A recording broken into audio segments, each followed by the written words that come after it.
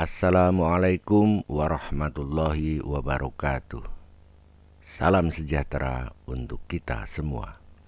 Selamat datang di pintu depan lorong rahasia, lorong yang berisi kisah-kisah mistis, penuh kejutan serta memancing penasaran, aneh dan ganjil sekaligus mendebarkan yang bisa memacu detak jantung Anda lebih kencang.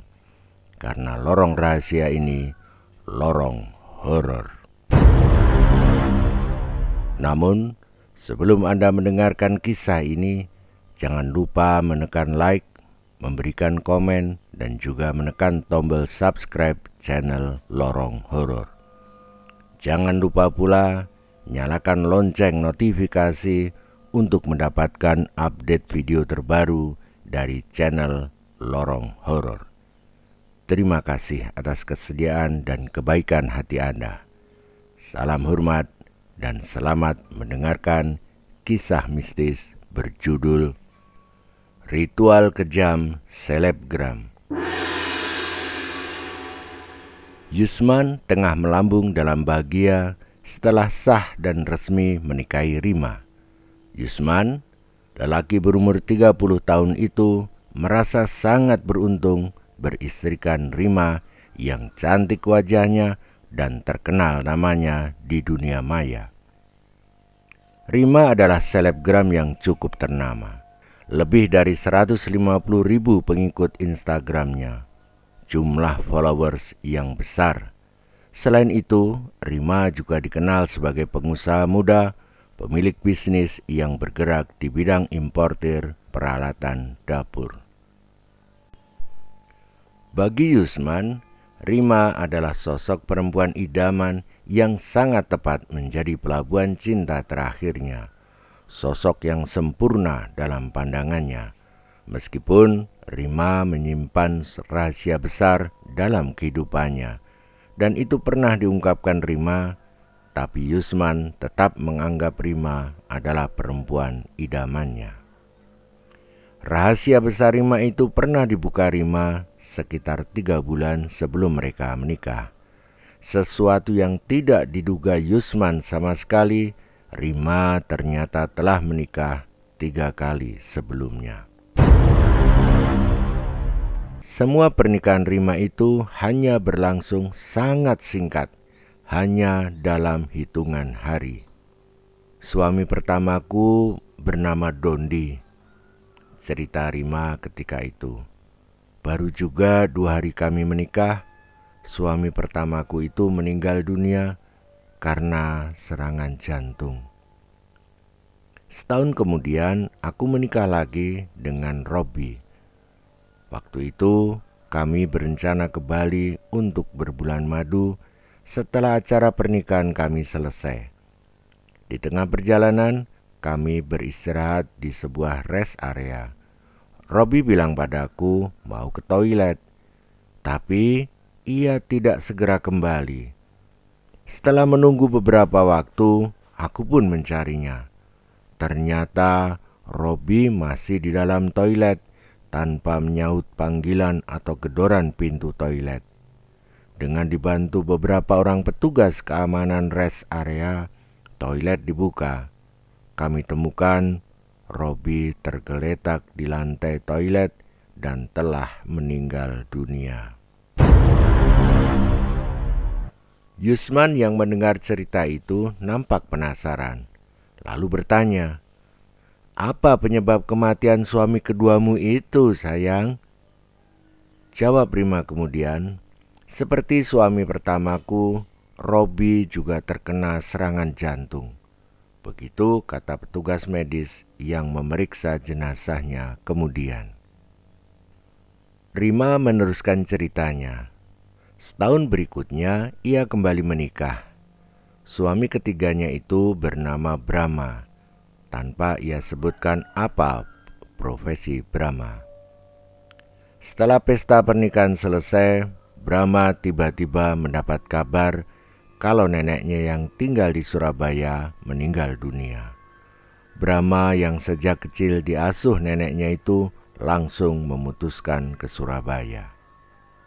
Rima sebenarnya ingin ikut, Tetapi Brahma meminta Rima untuk tetap tinggal karena Rima masih sakit demam sejak 2 hari sebelum pesta pernikahan mereka. Dalam perjalanan menuju Surabaya itu, Brahma mengalami kecelakaan tunggal dan meninggal di tempat kejadian. Selesai bercerita, Rima menatap wajah Yusman dan bertanya serius, "Setelah kubuka rahasiaku ini, aku tidak akan marah atau tersinggung jika kau memutuskan hubungan kita karena takut mengalami kejadian mengenaskan seperti yang dialami 3 mendiang suamiku itu." Yusman tegas menggeleng-gelengkan kepala. Ujarnya, "Hidup dan mati manusia itu di tangan Tuhan. Aku tidak takut, hanya aku kagum." "Kagum?" ulang Rima keheranan. Kedua bola mata Rima membulat menatap tajam Yusman dan kedua alisnya menaik. Dalam ekspresi wajah seperti itu pun, Rima terlihat tetap sangat cantik dalam pandangan Yusman. "Aku kagum padamu karena kau begitu tabah menghadapi cobaan yang sangat berat itu yang datang bertubi-tubi," kata Yusman memuji Rima sambil menatap lembut bola mata Rima. "Ah, jangan terlalu memujiku sayang," tukas Rima sambil menggerak-gerakkan tangannya. "Aku hanya menerima takdir, itu saja." Yusman seolah tidak mempedulikan ucapan Rima. Ia kembali berujar, "Tetapi yang aku herankan, aku tidak menemukan berita tentangmu seperti itu. Padahal aku mengikuti semua yang kau lakukan di Instagrammu. Yang ku tahu, kau baru menikah sekali dan suamimu itu tiba-tiba meninggal di rest area dalam perjalanan kalian berlibur ke Bali." Rima tersenyum manis, kemudian menjelaskan jika semua masalah dalam hidupnya itu tidak ia inginkan menjadi konsumsi publik. "Maafkan aku sayang," jawab Rima. "Aku harus menutup rapat kejadian yang kualami itu agar popularitasku selaku selebgram tidak meredup. Dampaknya akan mengerikan dalam kehidupanku jika popularitasku turun. Perusahaan-perusahaan yang mengendorseku bisa jadi tidak akan memperpanjang kontrak atau bahkan memutuskan kontrakku. Dan perusahaanku sendiri pasti akan terkena dampak buruknya." Yusman bisa memaklumi penjelasan Rima. Rahasia besar yang diungkapkan Rima sama sekali tidak melunturkan cintanya. Ia tetap bertekad menjadikan Rima sebagai istrinya. Begitu pula dengan masalah umur Rima. Perempuan cantik itu sesungguhnya telah berumur 35 tahun. Namun sosoknya masih terlihat seperti wanita berumur 23 atau 25 tahun. Yusman menganggap itu karena Rima pintar merawat wajah dan tubuhnya serta menjaga kesehatan dirinya baik-baik hingga Rima bisa tampil jauh lebih muda dibanding usia sesungguhnya. Itu justru membuat Yusman semakin cinta. Padahal Rima menyembunyikan rahasia besar tentang masalah itu yang tidak dibukanya kepada Yusman. Tidak ada yang bisa menghalangi tekad Yusman untuk memperistri Rima. 3 bulan berikutnya, tekad Yusman itu mewujud dalam ikatan suci bernama pernikahan. Peristiwa sakral itu berlangsung di villa milik Rima. Acara pernikahan Yusman dan Rima terbilang sederhana. Hanya dihadiri keluarga Yusman dan Rima serta sahabat-sahabat dekat mereka saja. Itu sesuai permintaan Rima. Lagi-lagi demi menjaga popularitasnya sebagai selebgram. Dan malam itu, setelah para undangan meninggalkan villa milik Rima, kesempatan malam pertama bagi keduanya terbuka lebar. Kamar villa milik Rima menjadi saksi bisu adegan panas yang diperagakan Yusman dan Rima sebelum mereka menyatukan diri. Sekitar 10 menit kemudian, keduanya telah dalam posisi siap. Rima telah merebahkan diri di atas ranjang, sementara Yusman bersiap menjalankan perannya selaku suami. Namun, beberapa saat sebelum keduanya bersatu, mendadak suara ponsel Rima bersuara nyaring.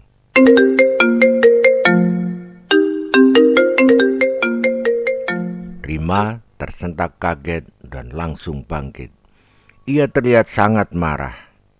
Masih dalam keadaan telanjang bulat, ia lalu berjalan menghampiri meja di mana ponselnya yang masih bersuara nyaring itu berada. Yusman hanya terbengong-bengong sambil menahan syahwatnya yang telah memuncak. Ketika dilihatnya Rima memegang ponselnya, ia berujar menyarankan, "Sudahlah sayang, matikan saja dulu. Ada yang jauh lebih penting untuk kita lakukan sekarang ini." Rima menggerak-gerakkan jari-jari tangan kirinya, memberi isyarat agar Yusman tenang dulu. Ia lalu menerima telepon yang mengganggu permainan syahwatnya yang hampir mencapai puncaknya itu. Mendadak Rima berteriak setelah mendengar lawan bicaranya pada ponselnya. "Apa? Barang-barang pesanan kita dari Itali tertahan di bea cukai?" Yusman ikut terkejut meskipun tidak tahu secara pasti apa yang terjadi. Rima langsung mengeraskan speaker ponselnya hingga suara lawan bicara telepon Rima itu turut didengar Yusman. "Benar, Bu," saut suara seorang lelaki di seberang telepon. Kata petugas bea cukai, ada beberapa item barang yang berbeda dengan surat izin impor dari perusahaan kita, Bu. "Lucky!" teriak Rima. "Mengurus hal begitu saja kau tidak bisa?" "Bu," saut Lucky di seberang telepon. Nada suaranya terdengar perlahan seperti meminta Rima tidak marah atau panik. "Saya sudah jelaskan baik-baik, Bu. Saya sudah berikan surat-surat yang dibutuhkan. Namun petugas bea cukai itu..." "Bodohnya kau itu, Lucky!" Rima langsung memotong ucapan Lucky dengan bentakannya. "Percuma aku menggajimu tinggi. Kalau menyelesaikan masalah seperti itu saja kau tidak bisa. Tidak becus, bodoh."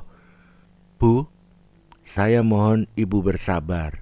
Saya sedang berusaha." "Sabar?" Kembali Rima memotong ucapan Lucky sebelum Lucky selesai menjelaskan. "Kau minta aku sabar? Kau tahu berapa harga barang impor kita itu? Hampir 1 miliar, Lucky. Dan kau dengan mulut lancangmu itu hanya memintaku untuk bersabar?" Tidak terdengar sautan dari seberang telepon. Kemarahan Rima semakin menjadi-jadi. Ucapnya ketus. "Baik, kau diam dulu di kantor bea cukai itu. Tunggu aku datang. Aku akan tunjukkan padamu cara menyelesaikan masalah kecil itu. Ingat, kalau sampai masalah itu terjadi karena ketidakbecusanmu, aku akan langsung memecatmu." Rima dengan gemas mematikan teleponnya. Ia nampak sangat marah hingga sulit menahan sikapnya itu di depan Yusman. Ia berusaha untuk tidak mengemuka kemarahannya ketika berbicara dengan Yusman. "Sayang, ada masalah pengiriman barang untuk perusahaanku. Aku mohon maaf. Aku akan selesaikan masalah itu dulu. Ku minta waktu sebentar saja ya sayang." "Apakah tidak sebaiknya aku menemanimu sayang?" Yusman menawarkan diri. Rima menghela napas lalu berkata perlahan sambil menggeleng-gelengkan kepala. "Sebaiknya jangan sekarang dulu sayang. Kau beristirahat saja, biar ku selesaikan sendiri. Aku janji, setelah urusan bea cukai itu selesai, selekasnya aku pulang. untuk menuntaskan urusan kita yang tertunda tadi. Rima mencium mesra bibir Yusman, lalu mengenakan pakaian. Sejenak ia mematut diri di depan cermin, mengoleskan lipstik tipis pada bibirnya, lalu meninggalkan kamar villa itu sambil membawa tas tangannya. Ia berikan isyarat cium jauhnya dengan 2 jari yang ia tempelkan pada bibirnya sebelum membuka pintu dan keluar kamar. Yusman hanya berdiri terbengong-bengong. Satu hal yang mengejutkannya, istrinya itu ternyata bisa marah besar seperti yang dilihatnya tadi. Sangat jauh berbeda dibandingkan sosok Rima yang dikenalnya atau dalam postingan-postingan Instagram yang diikutinya. Rima mengemudikan sendiri mobilnya. 15 menit kemudian ia sampai di perempatan jalan. Sejenak ia menghentikan laju mobilnya dan menunggu lampu hijau traffic light menyala. Dari perempatan itu, arah menuju kantor bea cukai berbelok ke arah kanan, atau bisa saja mengambil jalan lurus untuk nanti berbelok ke kanan setelah sampai di perempatan jalan berikutnya. Tetapi ketika lampu hijau menyala, Rima malah membelokkan setir mobilnya ke arah kiri, menjauh dari lokasi kantor bea cukai.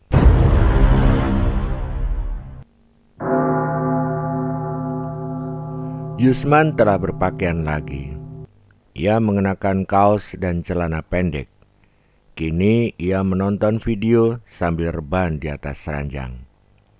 Masih tersirat kejengkelan di raut wajahnya akibat tertahannya syahwatnya yang telah menggelegak tadi. Ia coba meredakannya dengan melihat tayangan olahraga balap motor. Yusman merasa lelah setelah seharian padat beraktivitas di hari yang bersejarah dalam kehidupannya itu. Sambil tetap rebahan, ia lalu menutupi wajahnya dengan bantal, sementara kedua kelopak matanya terpejam. Ia merasa nyaman, dan kenyamanan itu yang membuatnya tertidur beberapa waktu kemudian. Entah berapa lama Yusman tertidur, hingga mendadak ia terbangun setelah mendengar suara mobil memasuki halaman villa. Ia lalu mematikan televisi dan menyibak tirai. Ia melihat Rima telah kembali. Rima seperti tahu kalau Yusman melihatnya dari balik jendela kaca besar bertirai. Ia melongokkan kepala, lalu jari-jari tangan kanannya memberi isyarat agar Yusman mendatanginya. Isyarat bibirnya yang membulat seperti sedang berciuman ia tambahkan, yang membuat Yusman sedikit terperangah pada awalnya, kemudian tersenyum senang. Bergegas Yusman keluar kamar untuk memenuhi isyarat panggilan Rima itu. Yusman mendekati Rima yang masih duduk di dalam mobil. Belum juga Yusman berujar menyapa atau bertanya, Rima telah mendahului membuka percakapan dengan ucapan yang menggoda.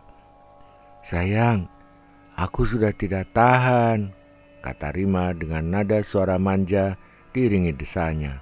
"Gimana kalau malam pertama kita di mobil ini saja?"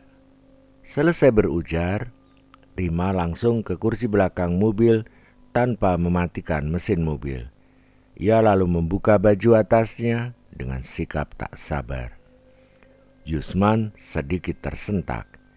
Ia tidak menyangka Rima yang nampak anggun dalam foto-foto postingan di Instagramnya itu ternyata mempunyai fantasi penuntas syahwat yang dinilainya liar dan nakal.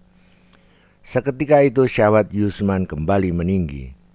Setelah memastikan keamanan sekitar halaman villa itu, Yusman langsung membuka pintu mobil belakang dan bergegas masuk ke dalamnya.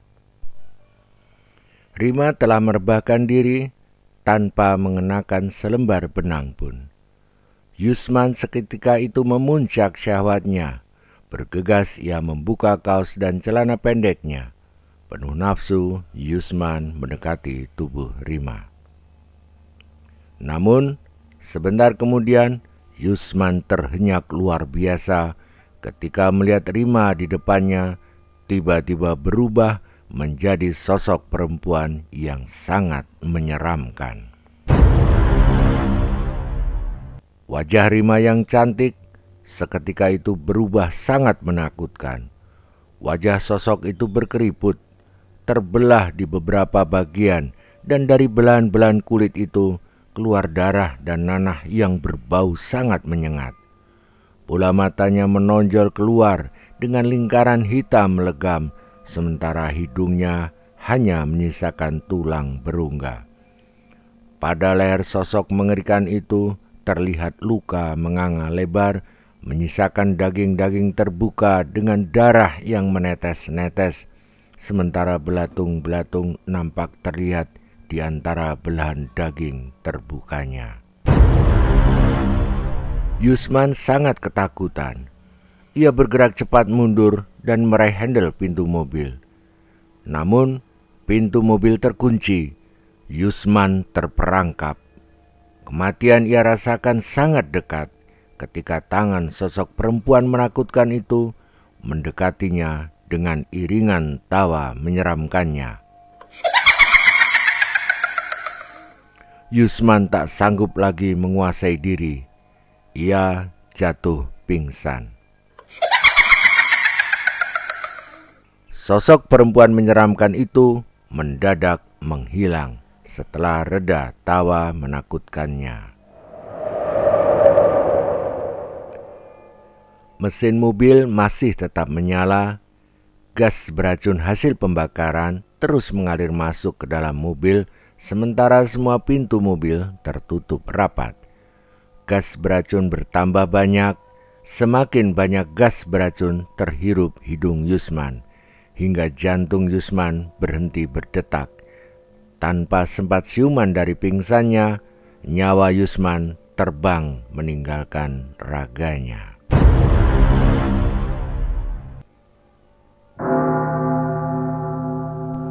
Rima menghentikan mobilnya di depan garasi di lantai bawah sebuah rumah berhalaman luas. Ia memencet remote pintu garasi. Bergegas ia memasukkan dan memarkirkan mobilnya, lalu kembali memencet remote untuk menutup pintu garasi. Selesai mengunci pintu mobil, Rima menaiki tangga semen menuju sebuah pintu di ujung tangga. Rima membuka pintu yang tidak terkunci. Ia lalu tersenyum manis mendapati seorang lelaki muda yang duduk manis di sofa ruang tamu sambil merokok. Lelaki muda itu sekitar 25 tahun umurnya. Ia langsung mematikan rokoknya, kemudian berdiri menyambut kedatangan Rima. Katanya sopan, "Selamat malam, Bu Rima." Rima langsung tegas menyaut dengan pandangan tajam menatap lelaki muda itu. "Luki, nggak usah sok formal gitulah." Rima mendekati Luki. Keduanya berciuman pipi.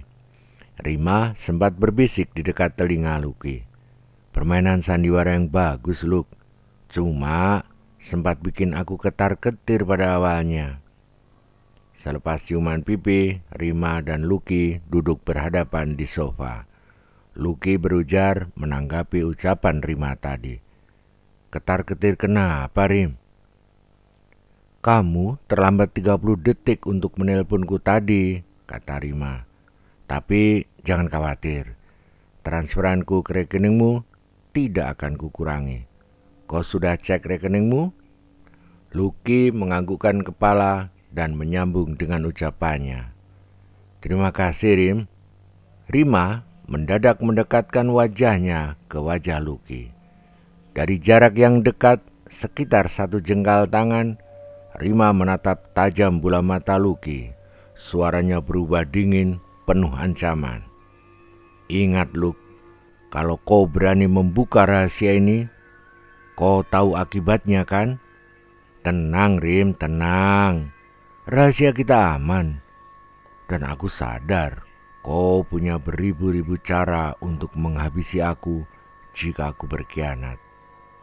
Tanpa kau peringatkan pun, aku tidak akan berani membuka rahasia ini, jawab Lucky. Bagus kalau kau ingat itu, tukas Rima. Ia meraih sebungkus rokok milik Lucky, mengambil sebatang rokok, menyalakan dan menghisap asapnya dalam-dalam. Sejenak kemudian, Lucky nampak bersiap untuk meninggalkan rumah rahasia Rima itu. Namun, Rima mencegahnya. Tidak usah buru-buru pergi, Luke. Nikmati dulu minuman spesial yang sudah kubelikan untukmu, kata Rima. Rima lalu mengambil botol minuman beralkohol dari lemari kayu dan 2 wine glass. Ia tuangkan minuman itu dan memberikan 1 wine glass minuman kepada Lucky. Lucky hanya memegangi wine glassnya, tidak buru-buru meminum. Rima nampak jengkel. Katanya, "Gak usah curiga gitu. Kenapa sih, Luke?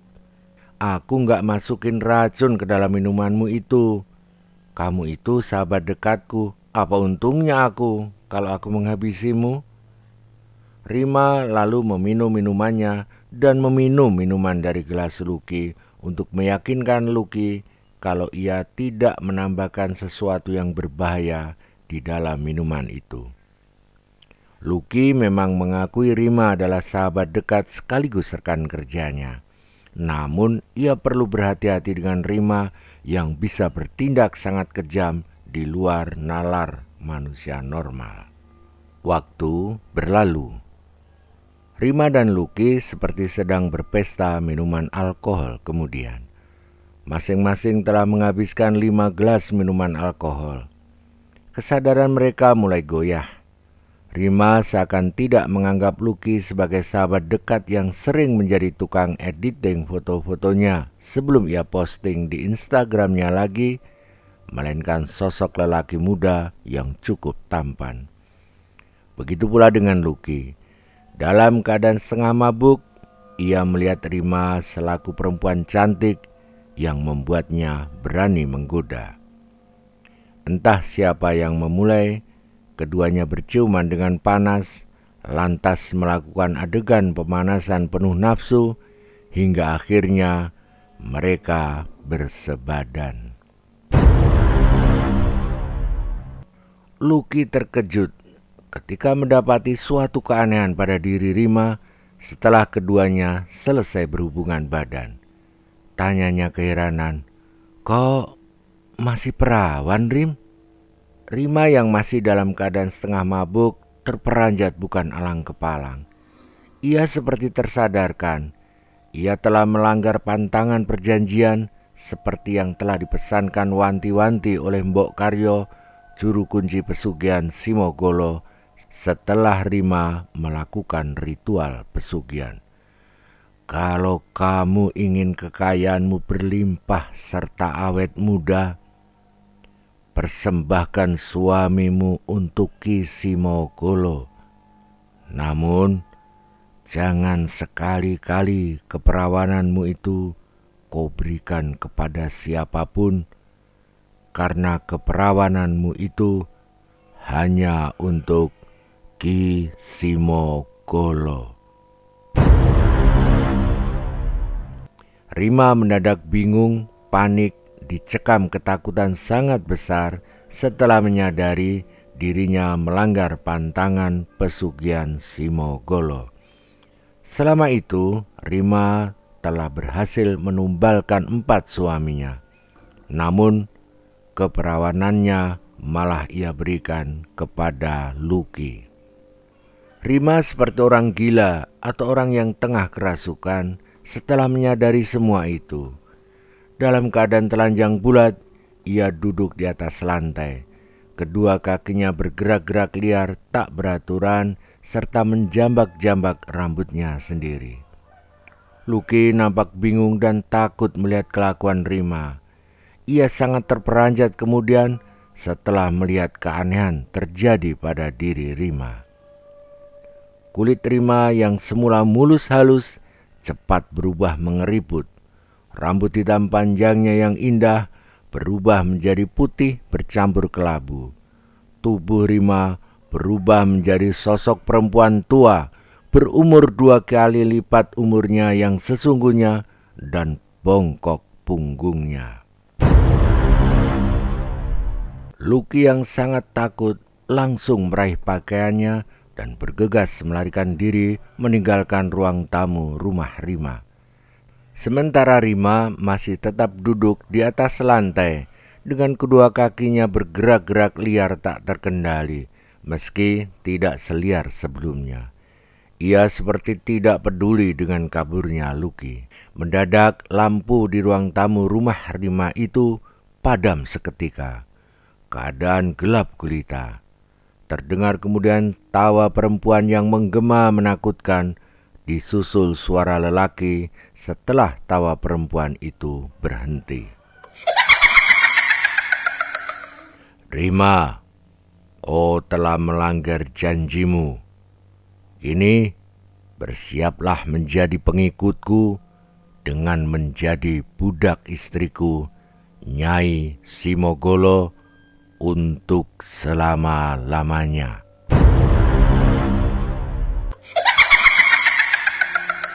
Rima dicekam ketakutan yang memuncak. Ia perlahan-lahan berdiri dengan kedua kaki gemetar dan goyah. Ia berjalan sempoyongan bermaksud menyalakan lampu. Mendadak lampu ruang tamu itu kembali menyala. Muncul sosok-sosok suami Rima dari 3 penjuru mata angin. Mereka berjalan sempoyongan, masing-masing menggeram-geram menakutkan, bergerak mendekati Rima. Dari arah utara terlihat Dondi. Dari timur nampak Robby. Sementara dari arah selatan muncul Brahma. Keadaan mereka sangat mengerikan. Kepala masing-masing 3 sosok itu terlihat hancur setengahnya. Tangan dan kaki mereka terluka parah, berdarah-darah. Sementara perut 3 sosok itu terbelah hingga usus dan organ dalam mereka terburai. Bau busuk sangat menyengat tercium dari ketiganya ketika mereka berjalan perlahan-lahan, tak ubahnya 3 mayat hidup mendekati Rima. Rima beringsut ke belakang menjauh dari 3 sosok yang pernah ia tumbalkan demi kekayaan dan awet muda yang ia dambakan. Gerak mundur Rima terhenti, terhalang sesuatu. Seketika Rima menoleh ke belakang, ia kembali terperanjat tak terkira ketika melihat Yusman yang baru beberapa saat lalu tewas mengenaskan berdiri di belakang Rima dengan kedua tangan yang berdarah-darah dalam posisi jari-jari mencengkeram teracung tertuju leher Rima. Rima terkurung dalam ketakutan yang memuncak. Tak ada celah baginya untuk melarikan diri dan tak mungkin ia menghindar dari sergapan 4 mantan suaminya yang tewas menjadi tumbal persembahannya untuk Ki Simogolo. 4 sosok mengerikan itu lalu menumpahkan dendam dan kemarahan mereka pada Rima yang telah menumbalkan mereka secara kejam. Tawa Nyai Simogolo yang bergema seakan menjadi tambahan kemarahan dan dendam mereka untuk mengakhiri hidup Rima, sang selebgram, dengan ritual kejam itu.